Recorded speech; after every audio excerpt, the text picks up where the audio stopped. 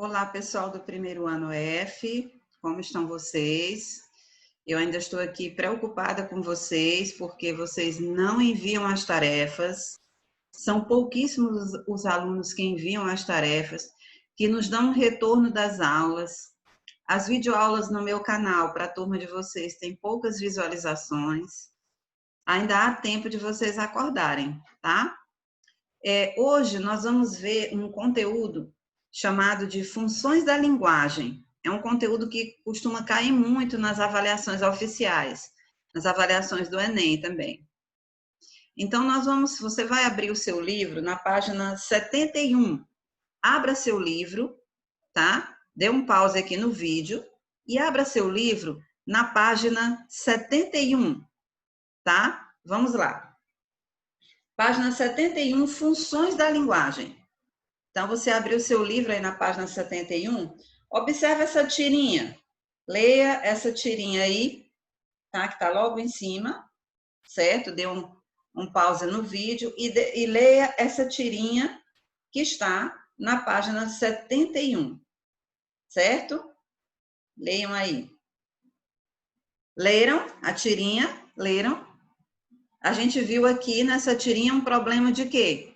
Um problema grave de comunicação, não é?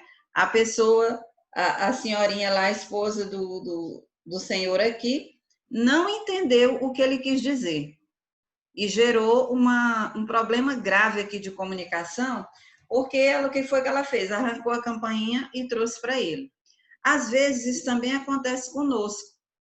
Nós conversamos com alguém, passamos uma mensagem, às vezes pelo celular, pelo WhatsApp, pensamos que a pessoa entendeu de uma maneira e ela entendeu de outra, completamente diferente do que a nossa intenção era falar, e isso pode gerar uma confusão muito grande, um mal-entendido. Inclusive, amizades às vezes são afetadas, relacionamentos são afetados em grupos, às vezes as pessoas se agridem em grupos, e o problema é a comunicação. Aí você chega para a pessoa que mandou a mensagem e a pessoa diz, não, mas não foi isso que eu quis dizer. A minha intenção não era essa. E o outro diz, não, mas eu entendi, foi isso. E aí gera problemas e problemas. Fica aqui o alerta, nessa aula que a gente vai ver hoje, para tomarmos cuidado na hora de nos comunicarmos. E às vezes até na redação a gente se comunica de forma mal sucedida, a gente não se comunica bem e compromete o nosso texto. Então, em todas as situações de comunicação do dia a dia, seja na linguagem formal, para atividades escolares, para avaliações oficiais, ou seja, no cotidiano, nós devemos tomar muito cuidado com a forma com que nós nos expressamos. Tem um palestrante que ele diz assim, que a questão não é o que você fala, a questão é o que a pessoa entendeu. Então, quando nós estamos nos comunicando, nós temos que tomar muito cuidado e refletir da seguinte forma: será que a pessoa vai entender isso que eu estou querendo dizer dessa forma? Será que se eu me comunicar dessa maneira aqui, essa pessoa não vai entender de modo equivocado? Então, todos nós, quando vamos nos comunicar, temos que ter esse cuidado. Principalmente essas mensagens de WhatsApp na internet, tá? A gente tem acompanhado muitas desavenças, problemas de relacionamento graves por conta de comunicações inadequadas. E a gente hoje vai falar um pouco das funções da linguagem, quais são os elementos da comunicação, que não é só simplesmente você falou alguma coisa e vai embora. Quais são os elementos da comunicação? Nós vamos fazer um estudo desses elementos. Isso vai acontecer em 2 aulas, na aula de hoje e na próxima aula, com estudo dos elementos da comunicação, para que vocês entendam as funções da linguagem. Isso vai ajudar vocês a se comunicarem melhor, tá? Então, a gente viu aqui, foi uma tirinha feita com o objetivo de gerar humor, de gerar risos, mas isso aqui, na prática, é muito comum as pessoas interpretarem de forma equivocada aquilo que nós estamos dizendo, tá? E aí, às vezes a gente diz assim, eu não estou me importando, não, eu falei, não entendeu, e não é assim. Quando você fala qualquer coisa, seja mesmo na expressão oral ou na expressão escrita, você tem que tomar cuidado para que você para que a forma, o modo como você fala, não deturpe a sua mensagem, tá? E comprometa o conteúdo da sua mensagem. Então, a gente vai fazer um estudo hoje das chamadas funções da linguagem e os elementos que envolvem a linguagem, que são muitos elementos, para que vocês compreendam melhor sobre isso, tá? Então, vamos lá na página, vocês já viram aqui na página 71 a confusão que gerou, porque ela não entendeu do que ele estava solicitando, né? Ficou muito claro para vocês. Então, vamos aqui agora na página 72. Vamos lá. Abra seu livro na página 72. Vamos lá, onde tem assim, a teoria da comunicação e as funções da linguagem. A tira lida, que é a tirinha que a gente leu aqui da senhorinha, mostra que nem sempre os interlocutores, quem são os interlocutores? As pessoas envolvidas naquele processo de comunicação. Por exemplo, eu e vocês aqui, nós somos os interlocutores nesse momento aqui dessa aula, tá? Então, a tira, página 72, teoria da comunicação, diz assim, a tira lida mostra que nem sempre os interlocutores estão dispostos a assumir uma atitude colaborativa quando participam de uma interação. Isso ocorre porque muitos são os fatores envolvidos nas interações sociais, entre eles a relação estabelecida entre quem produz e quem recebe o texto. Uma coisa que compromete muito uma situação de comunicação é o tipo de relacionamento que há entre quem produz a mensagem e quem recebe. Às vezes, você teve um desentendimento com uma pessoa e você posta uma mensagem numa rede e a pessoa já acha que você está falando aquilo ali com ela. Não é assim que acontece? Então, significa que o relacionamento entre as pessoas muito influencia a comunicação diretamente. Então, ele diz, vamos voltar aqui. Isso ocorre porque muitos são os fatores envolvidos nas interações sociais, entre eles a relação estabelecida entre quem produz e quem recebe o texto, as intenções desses interlocutores, a estrutura do texto, a situação e as características. Então, a gente tem alguns fatores que vão influenciar diretamente no sucesso da comunicação. Vamos grifar aqui, onde tem isso ocorre. Isso ocorre porque muitos são os fatores, entre eles. Então, vamos grifar. Quais são o primeiro fator que influencia na comunicação entre as pessoas? Primeiro, a relação estabelecida entre quem produz e quem recebe o texto. Grifem aí. A relação estabelecida entre quem produz e quem recebe.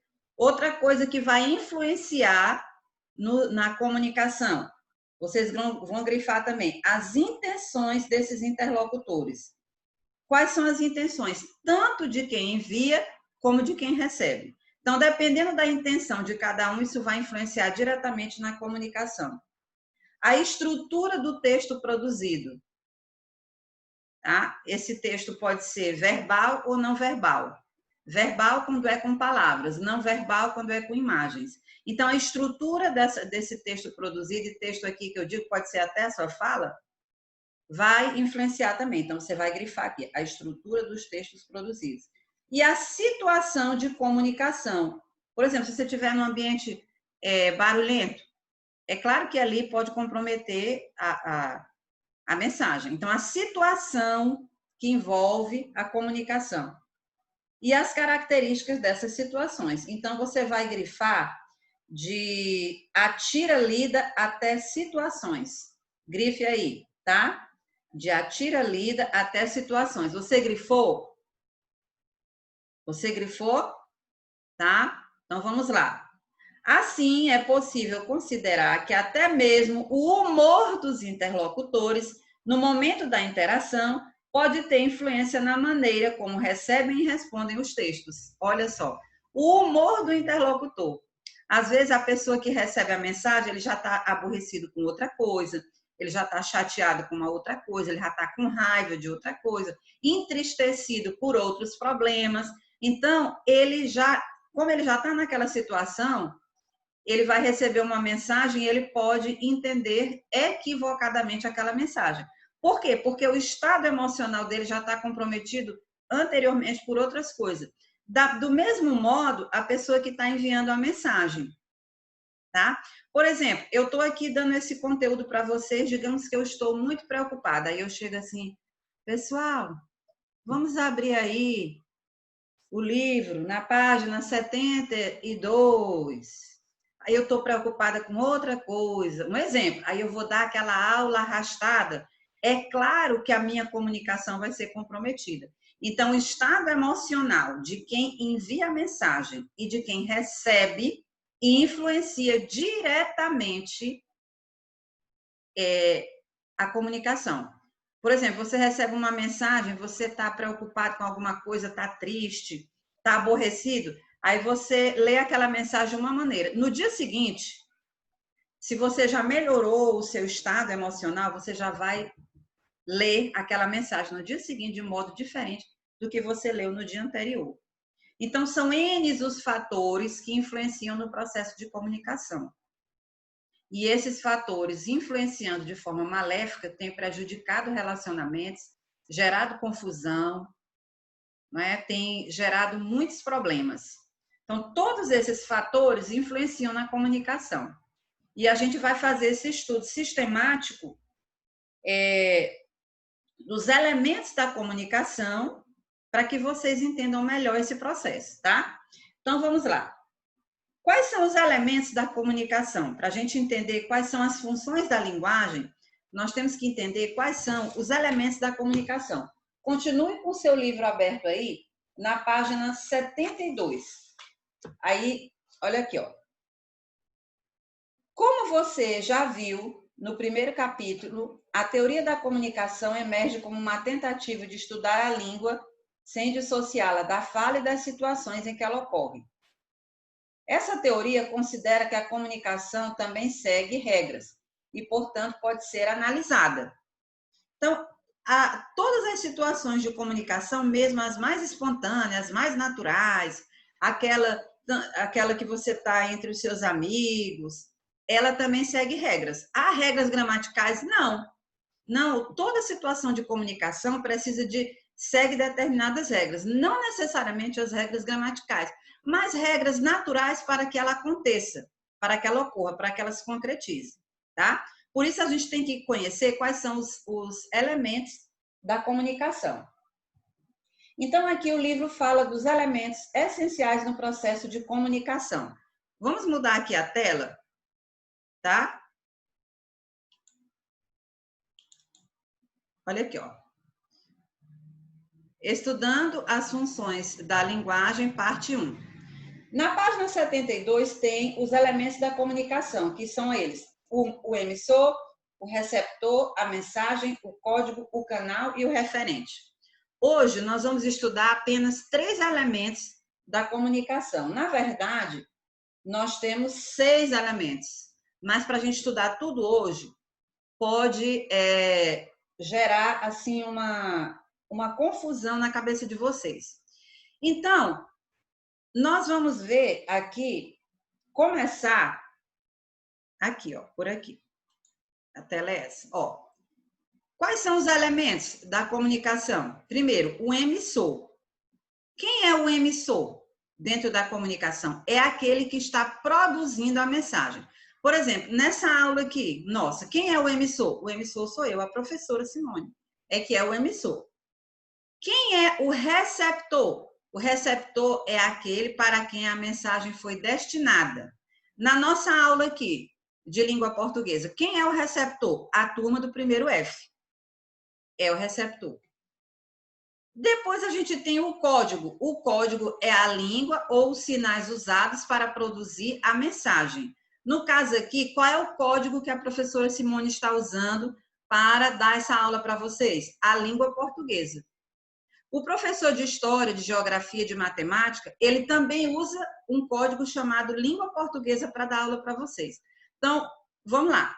Na nossa aula de História, digamos que a professora Domingas está dando uma aula de História para vocês. Quem é o emissor? Professora Domingas. Está bem aqui. Quem é o receptor? A turma do primeiro F. Quem é o código? É a língua portuguesa. Ah, professora, mas a professora Dominga está dando aula de história. Sim, ela está dando aula de história, mas o código que ela utiliza para dar aula para vocês é a língua portuguesa. Ela dá aula para vocês em português, não é em inglês, em espanhol. Vocês estão entendendo? Então, emissor, quem é o emissor? Primeiro F, é quem produz a mensagem. Quem é o receptor? Primeiro F, é aquele para quem a mensagem foi destinada. Quem é o código? É a língua ou os sinais usados para produzir a mensagem. Mas eu posso usar outros códigos além da língua portuguesa para produzir a mensagem. Por exemplo, eu fico mudo aqui, aí eu faço só assim para vocês. Ou.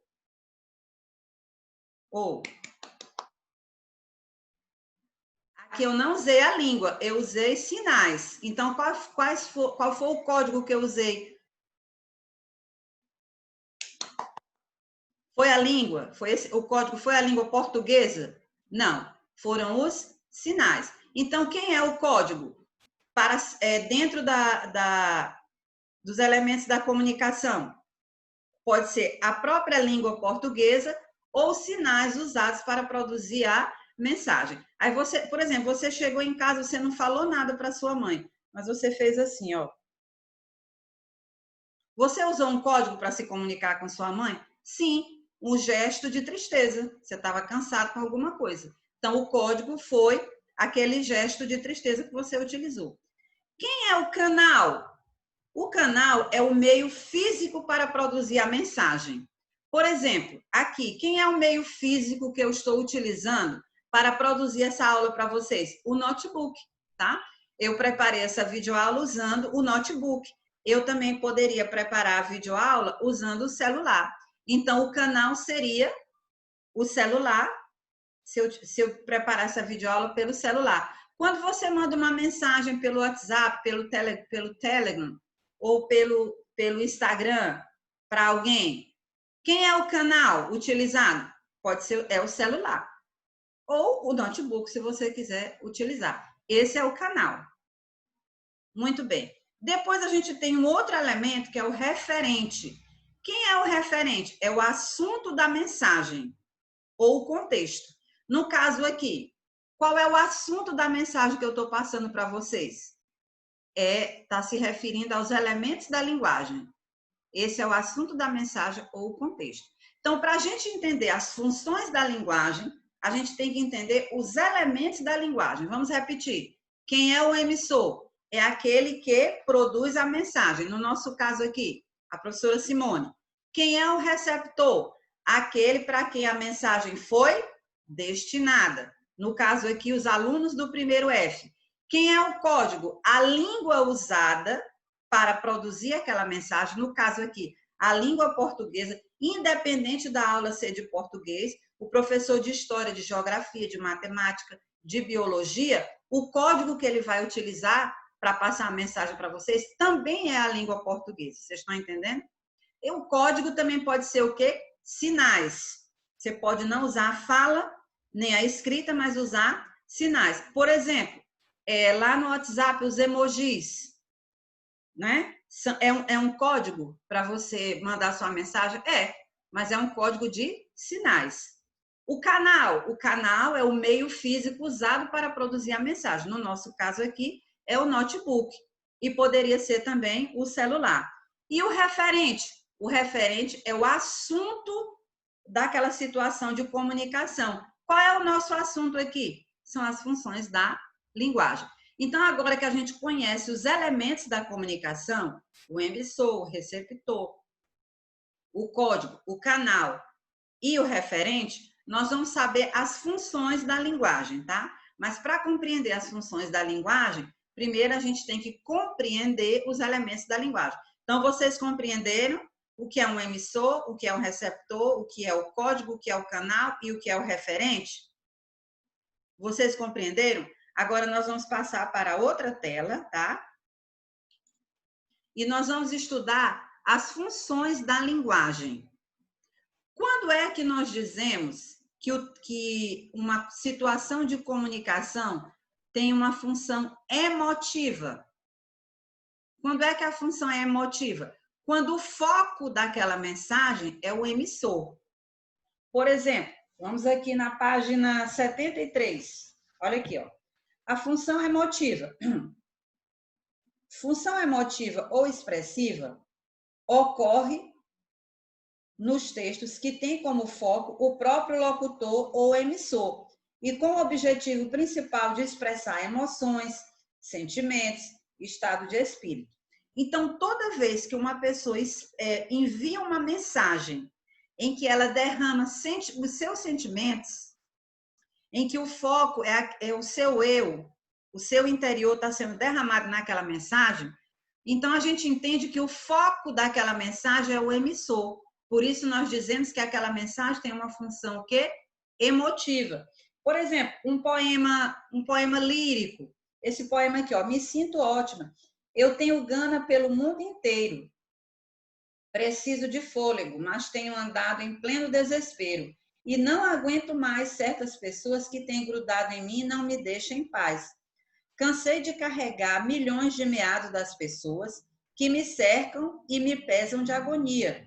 Eu já tenho lá os meus receios, meus anseios, que eu perco com a luz do dia. Eu tenho acordado cedo e me sinto ótima. Então, aqui, o objetivo desse poema aqui é a pessoa derramar os seus sentimentos. Então, o foco dessa situação de comunicação aqui, quem é? É o emissor. Por isso, o texto Me Sinto Ótima, nós dizemos que ele tem o que? A função emotiva.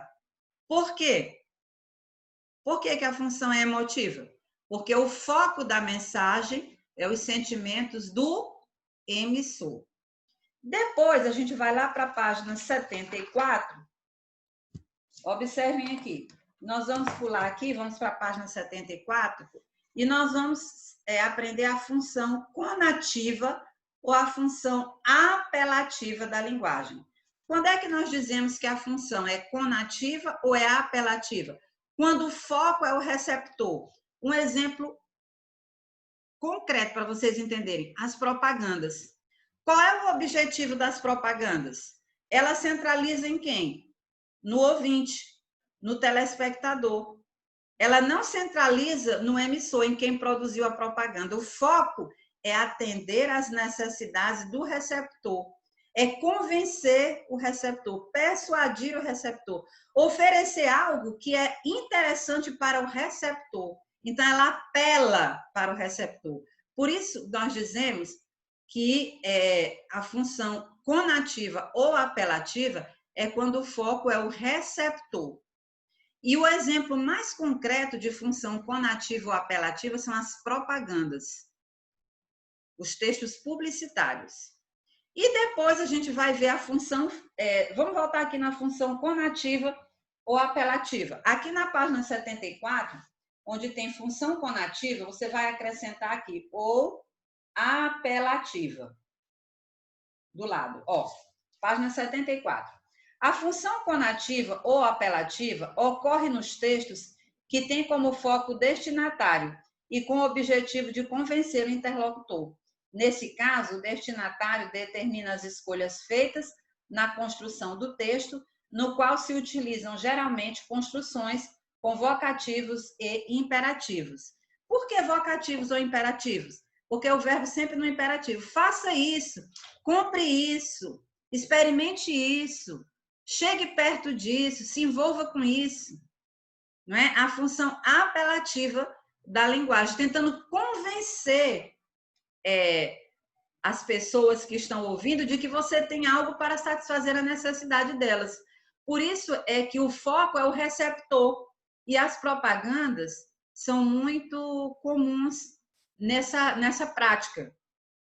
Uma outra função apelativa da linguagem, por exemplo, a aula de gramática, quando a gente praticamente adula vocês para observarem as regras gramaticais, para fazerem as atividades, as redações corretamente, também a função apelativa ou conativa da linguagem, porque o foco é quem? É o receptor. E nós vamos ver a última de hoje, que é a função fática, onde o foco é o canal, onde o foco é o canal utilizado para enviar a mensagem.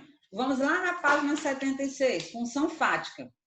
A função fática ocorre nos textos que têm como foco o canal e como objetivo estabelecer ou dar continuidade à comunicação.